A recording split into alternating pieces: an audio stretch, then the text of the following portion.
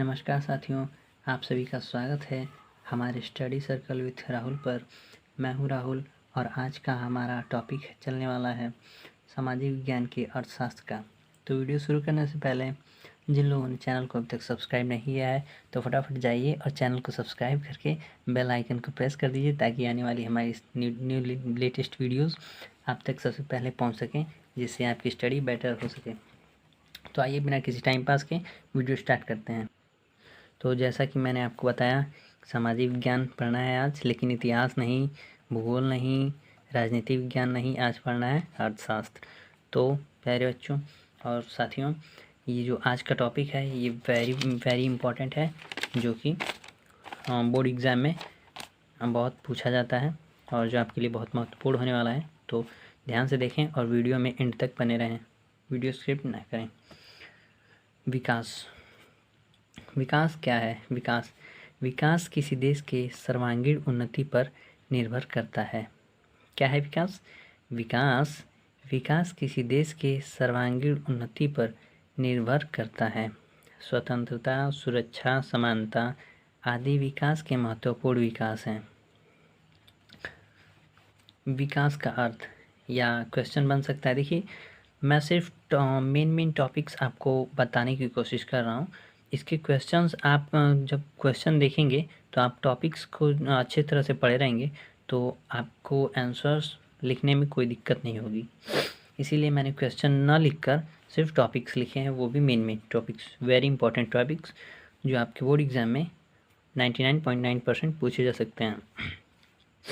विकास का अर्थ राष्ट्रीय आय में दीर्घकालीन वृद्धि। राष्ट्रीय आय का मतलब धन से है, राष्ट्रीय धन में दीर्घकालीन वृद्धि, ठीक है। और फिर दूसरा है प्रति व्यक्ति आय में वृद्धि, प्रति व्यक्ति यानी प्रत्येक व्यक्ति के धन में वृद्धि। तीसरा है जीवन स्तर में सुधार, यानी जो जीवन व्यापन करने का तरीका है उसमें सुधार। निर्धनता में कमी, जो निर्धनता यानी जो गरीब लोग हैं उनमें कमी, यानी जो गरीब हैं वह अमीर हो जाए। अब आता है टॉपिक आर्थिक विकास। आर्थिक विकास क्या है या आर्थिक विकास से क्या अभिप्राय है, ऐसे करके आपके क्वेश्चंस बन सकते हैं। तो इसका आंसर है उत्पादन में वृद्धि। उत्पादन यानी जो हम पैदा करते हैं या उगाते हैं उसे ही तो उत्पादन कहते हैं या उत्पादक। तो उत्पादन में वृद्धि यानी यूँ समझ लीजिए कि जो किसान है वह खेती कर रहा है और उसकी जो फसल है उसमें वृद्धि हो रही है, तो वही यहाँ पर है उत्पादन में वृद्धि। आर्थिक समृद्धि उत्पादन और रोजगार दोनों में वृद्धि। उत्पादन भी अधिक हो और रोजगार में भी वृद्धि हो, तो दोनों में वृद्धि होगी तो आर्थिक समृद्धि कहलाएगी। विकास के 2 लक्ष्य। इससे आपको क्वेश्चन बन सकता है विकास के किन्हीं 2 लक्ष्यों का वर्णन कीजिए या विकास के 2 लक्ष्य लिखिए या विकास के 2 लक्ष्यों का विस्तार से वर्णन कीजिए। तो विकास के 2 लक्ष्य आर्थिक लक्ष्य और गैर आर्थिक लक्ष्य हैं। तो आइए आर्थिक लक्ष्य देखते हैं। पहला है आर्थिक लक्ष्य, अधिक आय यानी अधिक पैसा, अधिक धन, नियमित रोजगार, जो निरंतर बना रहे रोजगार, जिसमें कमी ना, मतलब हमेशा रोजगार मिलता रहे। उपज की अच्छी कीमत, जो आपकी उपज है, जैसे किसानों की उपज फसल है तो उसकी अच्छी कीमत मिल जाए। अब आते हैं गैर आर्थिक लक्ष्य पर। गैर आर्थिक लक्ष्य स्वतंत्रता, महिलाओं को सुरक्षित एवं संरक्षित वातावरण, तीसरा है प्रदूषण मुक्त वातावरण। अब आ जाइए नेक्स्ट पर, धारणीय विकास। ये आपके लिए बहुत ही महत्वपूर्ण क्वेश्चन होने वाला है, या 80% चांसेस हैं कि यह क्वेश्चन पूछा जा सकता है इस बार बोर्ड एग्जाम में। धारणीय विकास, पर्यावरण को बिना हानि पहुंचाए किया गया विकास धारणीय विकास कहलाता है।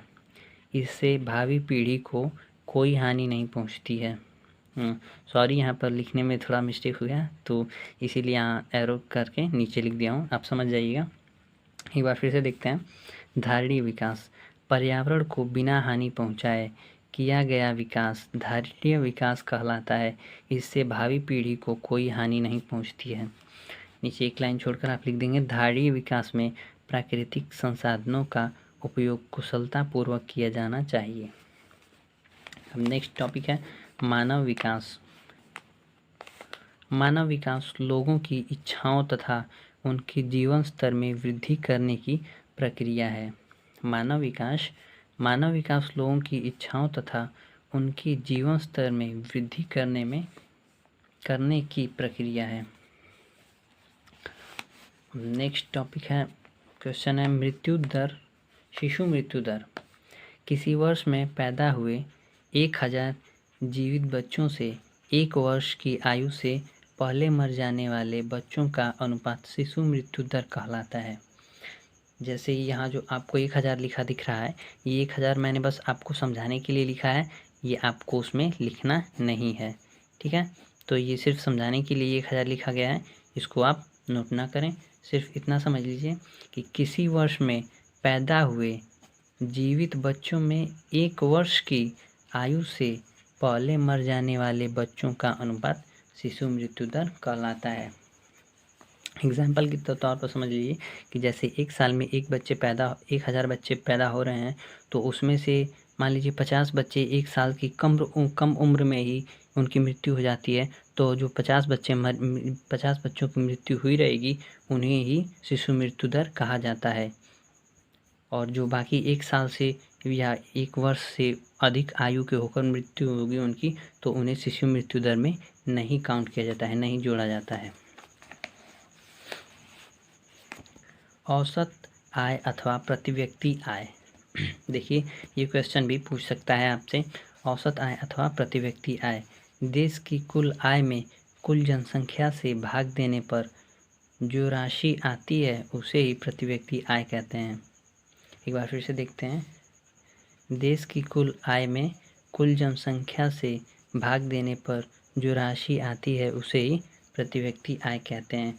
यानी प्रति व्यक्ति आय आपको निकालने के लिए बोलेगा, या अगर क्वेश्चन आ जाता है आपका कि औसत आय अथवा प्रति व्यक्ति आय में अंतर लिखिए, या औसत आय अथवा प्रति व्यक्ति आय क्या होता है स्पष्ट कीजिए, या निकाल कर क्वेश्चन आ जाएगा कि ऐसे ऐसे है और इसको निकाल कर आप दिखाइए। तो इसका सिंपल फॉर्मूला ये है कि प्रति व्यक्ति आय बराबर राष्ट्रीय आय अपन कुल जनसंख्या, यानी राष्ट्रीय आय बटा कुल जनसंख्या। यही चीज़ यहाँ पर लिखी गई है कि देश की कुल आय में कुल जनसंख्या से भाग देने पर जो राशि प्राप्त होती है उसे ही प्रति व्यक्ति आय कहते हैं। तो आई होप कि आप लोगों को समझ में आ गया होगा अच्छे से, और वीडियो को अंत तक देखने के लिए धन्यवाद। और नेक्स्ट वीडियो को लाएंगे अगले पार्ट में।